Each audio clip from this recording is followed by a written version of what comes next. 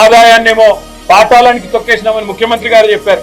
70,000 కోట్ల ఘాటా ఉంది అని ముఖ్యమంత్రి గారు నిన్నగాక మొన్న వరంగల్ జిల్లాలో బహిరంగ సభలో చెప్పినాడు. ఈ రోజు రాష్ట్రానికి బడ్జెట్ ఆదాయము తగ్గిపోయింది. బట్టి విక్రమార్క గారు పోయినసారి బడ్జెట్ 2,91,000 కోట్ల రూపాయలకు పెట్టిండు. కానీ వాస్తవంగా మేము గతంలో వేసిన అంచనాల కంటే తగ్గించి ఆర్థిక పరిస్థితి అబద్ధాలతో ఉండకూడదని బడ్జెట్ను తగ్గించే పెట్టినాం. అయినా అంచనాల మేరకు ఆదాయం రాలే. ఇవాళ మేము పెట్టిన బడ్జెట్ 70,000 కోట్ల రూపాయలు తక్కువతో ఈ రోజు బడ్జెట్ ముగియబోతుంది మార్చి 31 తారీఖు నాడు. మరి ఎవరి వల్ల పడిపోయింది ఆదాయం?